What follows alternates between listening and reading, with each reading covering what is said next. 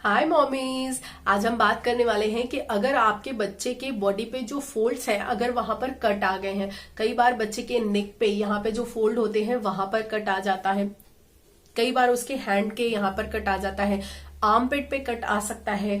कान के पीछे कट आ सकता है। तो कई जगह जहां पर फोल्ड होते हैं वहां पर बेबीज के कट आ जाते हैं। तो इसके पीछे क्या रीजन है और हम क्या यूज कर सकते हैं और क्या नहीं करना चाहिए, हमको सब कुछ देखने वाले हैं। तो देखिए, जो बच्चा है ना वो अपनी उसकी जो नेक होती है, एक्चुअली आप ये कहिए कि अगर नेक में कट है तो उसके पीछे रीजन यही होता है कि उसकी नेक अभी पूरी खुल ही नहीं रही है। क्योंकि बच्चा क्या है, मोस्टली या तो बैठी हुई कंडीशन में है या तो लेटा हुआ रहता है। अगर बच्चा बहुत छोटा है तो ऐसे में उसका पूरा नेक अच्छे से ओपन नहीं होता। ओपन इन द सेंस वहां पर पूरा एयर का कॉन्टेक्ट अच्छे से नहीं हो पाता है। वो हमेशा थोड़ा सा ऐसे फोल्ड रहता है। अगर आप लेटेंगे तो देखेंगे ना, फोल्ड हो जाता है, बिल्कुल वैसा ही रहता है। तो उसकी वजह से अच्छे से एयर कॉन्टेक्ट नहीं होता, जिस वजह से वहां से कट जाता है या फिर फंगल इन्फेक्शन हो जाते हैं। तो ये रीजन होता है जहां पर फोल्ड होते हैं, अगर अच्छे से एयर का कांटेक्ट ना हो। और कई बार क्या होता है, हम नहलाने को अच्छे से नहला देते हो और हमने वहां पर जो है उसको अच्छे से ड्राई नहीं किया है, तब भी ये प्रॉब्लम आ सकती है। या फिर हम बच्चे को फीड करा रहे हैं, अगर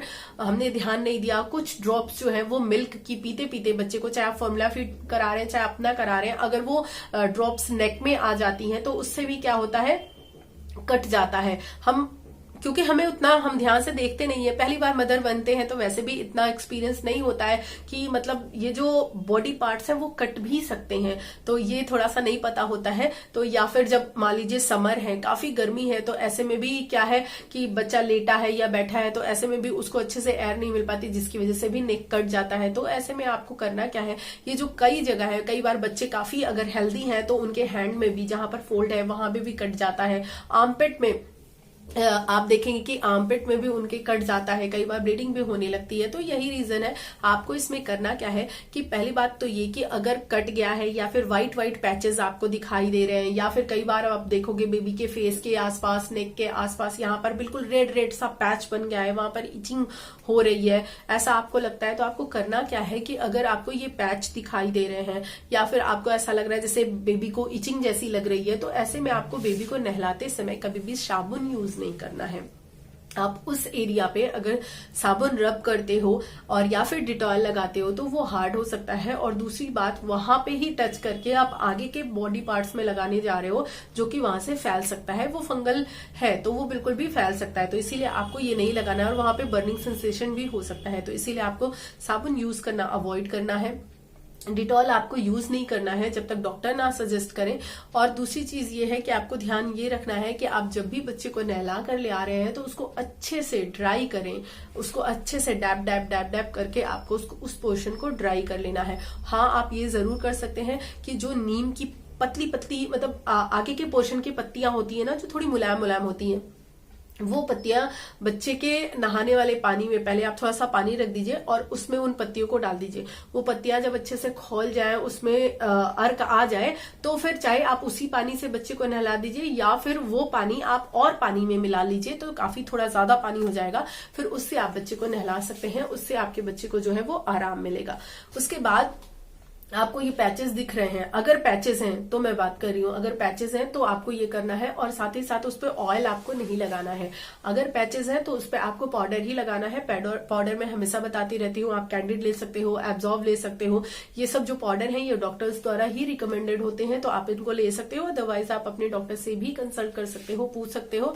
और अगर आपको लगता है कि नहीं, पैचेस नहीं है, रैशेज नहीं है, इचिंग नहीं हो रही है, सिर्फ कटा है, तो फिर आप ऑयल का यूज कर सकते हो। जैसा कि मैंने आपको बताया है, आप नारियल तेल ले सकते हो या फिर आप सरसों का तेल जो है उसको हल्का अच्छे से पकाकर उसको ठंडा हो जाने दीजिए। उसमें फिर रुई का जो फाहा होता है, रुई होता है, उससे लेकर के तेल को लगा दीजिए। ये आप कर सकते हैं, ये बहुत यूजफुल होगा। लेकिन साथ ही साथ आपको कुछ चीजों का ध्यान रखना होगा। जैसे कि अगर समर्स है तो आपको कोशिश करना है कि कुछ देर के लिए, जब जैसे कि बच्चा सो गया है तो तुरंत आप उसको बिस्तर पे मत लेटा दीजिए। क्योंकि अगर वो सोया है, आप उसको बिस्तर पे तुरंत लेटा देते हैं, तो उसके नेक का, स्पेशली नेक के लिए मैं बोल रही हूँ और आर्मपेट के लिए, तो वो क्या है, वो बिल्कुल वैसे ही फोल्ड रह जाएगा। तो आपको क्या करना है, जैसे कि हम अलती पलती मार के बैठते हैं ना, वैसे बैठना है और बच्चे का सिर को ऐसे हल्का सा थोड़ा सा लटकाते हुए ऐसे कर देना है, ऐसे, ताकि उसका ये पोर्शन जो है वो अच्छे से ओपन हो जाए और वहां पर थोड़ी देर हवा लग सके।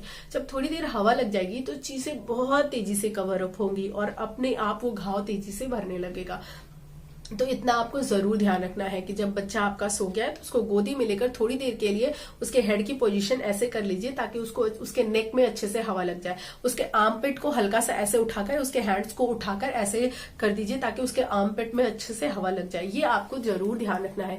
साथ ही साथ जब आप बच्चे को फीड करा रही हैं तो आप उसके जैसे कि माउथ को वॉश कर रही हैं, वैसे ही आपको वॉश नहीं करना है। तो मान लीजिए विंटर्स है तो आप वॉश नहीं कर सकती हैं, तो आपको करना क्या है, हल्का सा गीला कपड़ा, या जो बच्चे की नैपकिन होती है ना, फेस वाइप्स होता है, नैपकिन मतलब वो नहीं, नैपकिन मतलब जो फेस वाइप्स आती है ना, उसको लेकर के आपको बच्चे का नेक पोर्शन भी अच्छे से क्लीन कर देना है जब भी आप फीड कराएं तब भी। और क्लीन करने के बाद उसको ड्राई करना है अच्छे से। हल्का सा आप अपने हाथ से ही अगर ऐसे ऐसे कर देंगी ना तो हल्की सी हवा से वो ड्राई हो जाता है, मतलब उसको गीला नहीं छोड़ना है। अगर आपने साफ कर दिया और वैसे ही गीला छोड़ दिया तो फिर वहां पे फंगल हो सकता है या फिर उसको जो है वो कट का निशान हो सकता है। तो ये सारी चीजों का अगर आप ध्यान रखते हैं तो डेफिनेटली आपको हेल्प मिलने ही वाली है। तो मेरी ये जो छोटी छोटी सी टिप्स हैं जो कि मैंने अपनी प्रेगनेंसी जर्नी में और पेरेंटिंग जर्नी में मतलब कि एक होता नहीं है एक्सपीरियंस क्या है, वही सारे एक्सपीरियंसेस आप लोगों के साथ शेयर कर रही हूँ, क्योंकि मुझे पता है जो पहली बार मदर बन रही हैं उनके लिए ये सारी चीजें बहुत काम की होती हैं। उनको पता नहीं होता और घर में इतनी छोटी छोटी बातों को कोई बताने वाला नहीं होता। इतना कहाँ किसी को याद रहता है कि बता दे कि हाँ तुम बच्चे के कान के पीछे चेक कर लेना कटा तो नहीं है, नेक के पोर्शन पे कटा तो नहीं है। कई बार बच्चों के प्राइवेट पार्ट्स के पास भी कट ये लग जाता है, लेकिन आपको ध्यान ये रखना है कि ऐसे मतलब कि कंडीशन में आपको कभी भी पाउडर नहीं यूज करना है। कोई भी पाउडर आपको बच्चे के प्राइवेट पार्ट के पास नहीं यूज करना है, क्योंकि जो पाउडर है उससे कैंसर होने का खतरा होता है। इसीलिए आप नारियल तेल सबसे बेस्ट है, वो आप यूज कर सकते हैं, लगा दीजिए। अदरवाइज आप अपने डॉक्टर से एक बार कंसल्ट कर लीजिए। तो वो सारी चीजें इसीलिए मैं आप लोगों के साथ भी शेयर कर रही हूँ अपनी पेरेंटिंग जर्नी, ताकि आप लोगों को भी उससे हेल्प मिले।